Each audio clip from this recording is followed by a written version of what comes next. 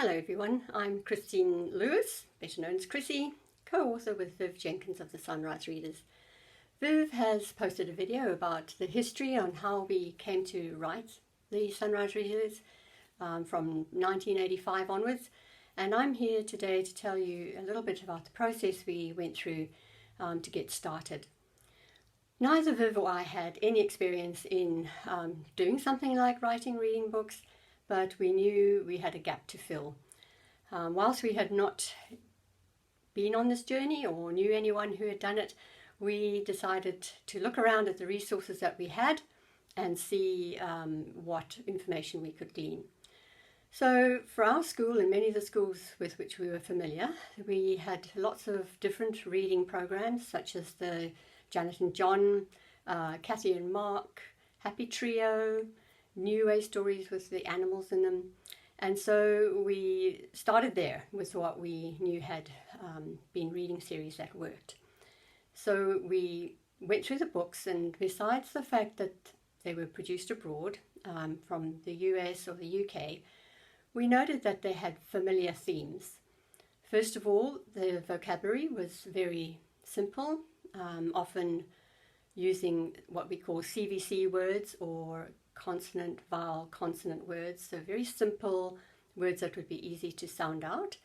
They also were very strategic in the introduction of new vocabulary, so new words were introduced and there was a lot of repetition to enable the children to cement those words as they were learning to read. The next thing is also that sentence structure is very simple. Normally it would be long enough to have one sentence on one line, just a short sentence, allowing the children to become familiar with a start with a capital letter and ending with a full stop. And so we took all that information in mind, and we also researched things like early childhood development, language development in children, and what could be expected of young children, 5, 6, 7-year-olds, around about that age, and what sort of language they would naturally be using, so that's the kind of stuff they would find in a reading book. We also researched things like spelling age lists that we had available in the school, and we looked at most frequently used words that are collected in lists by people far wiser than ourselves. And so with those components at our fingertips, we started to get the writing process in place. One of the things we decided to do was to include word lists in the back of the book. So I'm hoping that this turns out the right way round for you. In the first early books we had word lists, page number on which those words first appeared, and in this first round we actually counted how many times those words were repeated in the duration of the book. In the new versions of the Sunrise Readers, this is book 1, we have preserved that aspect of having the word lists available for teachers.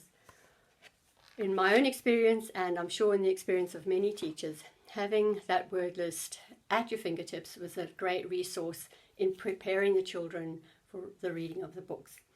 Once we had all those nuts and bolts in mind, we decided to base our stories in very familiar territory for children, and that is the family unit.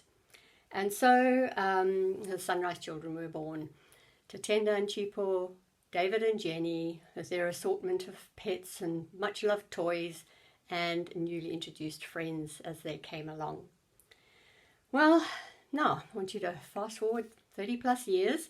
The books were obviously in use in Zimbabwean schools throughout that time, and then we were approached by Pearson Africa, now based in Cape Town, with a view to writing a revised version of the Sunrise Readers.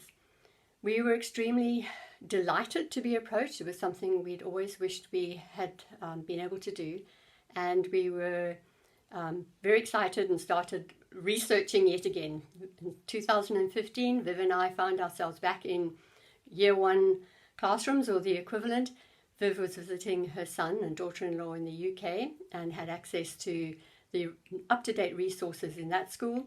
I went along and rummaged around in the stockroom of one of my connected schools here in Western Australia, also looking through books, trying to see what was the go in the 2000s and what we might need to do to be competitive and to update our books in a way that would give them the edge. We had many meetings, just like I'm chatting to you now. Viv and I meet probably at least twice a week on FaceTime, having our business meetings, and I was very lucky to get 2 trips to South Africa in order to follow up with her and be in person in writing aspects of the books. So Viv and I explored some of the trendy new ideas that we saw in the new up-to-date books, and we wondered, how far should we go? How much do we need to slash and burn of the original readers? We came up with some ideas, and then we were gently shepherded back on track by a lovely lady at Pearson Africa in Cape Town, who said to us, look, you have gold on your hands with the Sunrise Readers already. This has worked for 30 years. Don't change it too much from its unique perspective.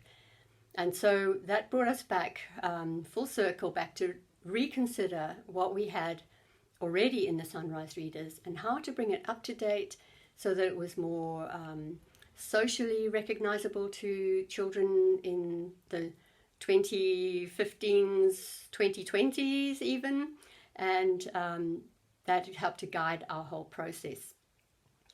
We were thrilled to know that Pearson Africa is just that. They market their books throughout Africa. And so aside from Zimbabwe, which is still benefiting from the new readers, the books were going to be marketed in all African countries where the children learn to read in English. So here we are, Viv and I once again found ourselves making lists and checking them twice. In fact, we probably check our word lists dozens of times, making sure no rogue words have got in there. We've also consulted with international experts and revised and rewrote the stories so that they would have an appeal to today's children and to the children not yet born, who may well grow up learning to read in English by following the exploits of the Sunrise children, Tatenda and Chipo, David and Jenny, and their assorted pets and toys. We hope that it's been fun for you to know the journey we took, and thanks for watching.